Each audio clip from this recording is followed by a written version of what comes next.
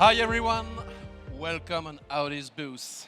As you know, Audi is strongly involved in electromobility. Starting from 2026, all new models will be electric powered only, but taking care of the environment. It's not only to shift from thermal engines to electric cars, it's also about production, and we're going to discuss the first production plant CO2 neutral in the world. Let me please welcome Peter Durrell. He's a spokesperson from the Audi plant in Brussels. Please applause.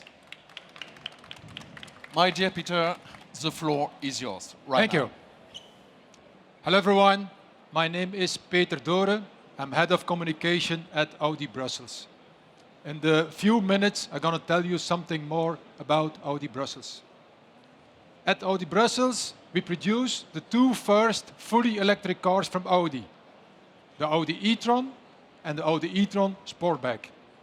And we produce that cars both on a CO2 neutral way. But before I give you some more details about that, we're going to take a look at the history of our plant. It all started more than 70 years ago. In 1949, we started to produce the first car. It was an American one, the Studebaker. 5 years later, we started to produce German cars, the Volkswagen Beetle and the Volkswagen Transporter. In 1970, Volkswagen took over our plant in Brussels. And in the 70s, we produced the Volkswagen Passat. And in the 80s, we started to produce the famous Volkswagen Golf. Another important year in our history was 2007. In that year, Audi became owner of our plant.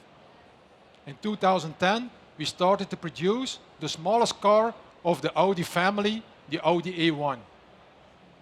We were producing that car during 9 years.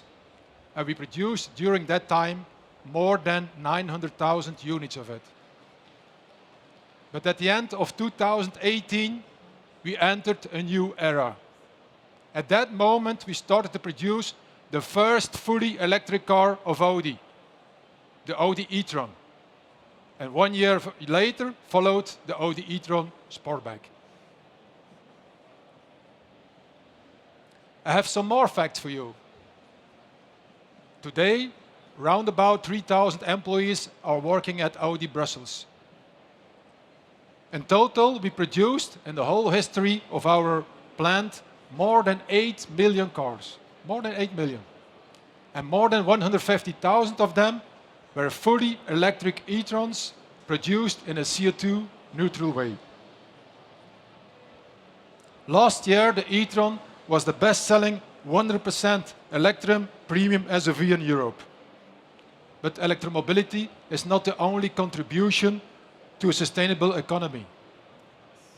Electromobility means at Audi more than just an electric drive. To give you a number, 60% of the global CO2 emissions can be attributed to the transport sector. Not only because of burning oil, but also because of the manufacturing of cars. Audi is aware of the fact and wants to have more than 20 fully electric models in its portfolio by 2025. In 2033, Audi goes 100% electric. And beside of that, Audi wants to be a net CO2 neutral plant by 2050. We at Audi Brussels, we are pioneers. We are pioneers because we have already now only fully electric cars. We are pioneers because we are the first CO2 neutral plant in the Audi group. And because we are the first CO2 neutral plant, we are a role model for the other plants in the Audi group. But how did we make our production CO2 neutral at Audi Brussels? We were working on 3 pillars. The first pillar, electricity. In 2012, we started to work only with green electricity. And 1 year later, we started to install a photovoltaic system on the roofs of our plant.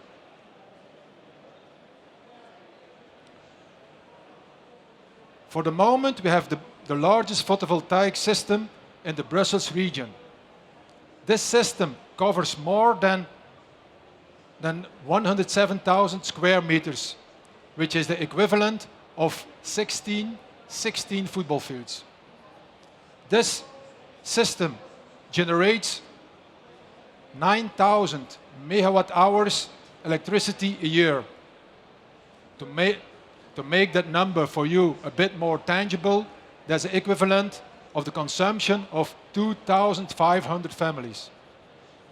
This system generates 50% of the annual consumption of Audi Brussels. And this percentage will go higher because we're going to install as well wind turbines on our production plant. The second pillar is heating. The heat required for our production comes from biogas, bio-certificates. And more, we are using heat pumps to reduce the energy consumption. And then we have a third pillar as well, but that's only a small one. It counts only for 5%. And these are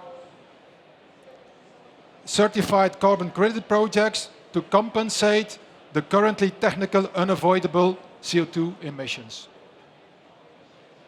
But we do more than that at Audi Brussels. We also participate at the Audi program Mission Zero. This environmental program wants to reduce the ecological footprint of our company in logistics and in production. Next to the decarbonization, other fields of action are in focus, like water consumption, resource efficiency, and biodiversity. A few weeks ago, we realized a good example of sustainable logistics because we changed the way of delivery of our battery modules from trucks to train. Until then, the battery modules were delivered by trucks over a distance of more than 1,300 kilometers. By replacing the trucks by train, it's possible for us to reduce the CO2 emissions in a year by 2,600 tons. You see, we do a lot to reduce our ecological footprint. We at Audi Brussels, we are pioneers. We are pioneers in electromobility and we are pioneers in sustainability. We take responsibility for all future generations and we want to make our best contribution for a better livable world. Thank you very much. Thank you, Peter. Let me please some additional questions. And first of all, I was very impressed by the solar panels on the roof of the plant. Such an impressive quantity of renewable energy. Yeah, we started with that in, I have to think, in 2013. And first of all, we had a surface from around about 37,000 square meters. At this moment, like I said, is 107,000 square meters. And that's also around about 20% of the total area of our plant. So you saw it as well in the film, I think. There are a lot of them in Brussels. And the equivalent of soccer fields, it's more than 12, that's it? More than 16. Oh, incredible, like Stade de France multiplied by... Yeah. Wow, incredible. I understand there is a roadmap for 2025 in order to make CO2 neutral plans, but as Audi wants to be totally CO2 neutral in 2050, that's a timeline for 25 years. How to catch up? Yeah. So first of all, we want to have CO2 neutral plants by 2025. We were the first in 2018. Then we have the production plant in Győr, that's in Hungary. They were CO2 neutral as well in 2020, and the others will follow by 2025. At that moment, all the production plants will be CO2 neutral. But to have a CO2 neutral company, I would say all the things together, you need to have as well a CO2 neutral logistics. And you need to have your parts as well CO2 neutral. So every supplier has to be CO2 neutral at that moment. Yeah, it's a team. It's a teamwork. It's a teamwork, yes. So you're already working on the next steps, of course. Yeah, we do. So, like I said, we have a good example from replacing trucks by trains, and we will do it more and more in the future. Unfortunately, Peter can answer to other questions because he's hurry. He has a train to catch. Sorry.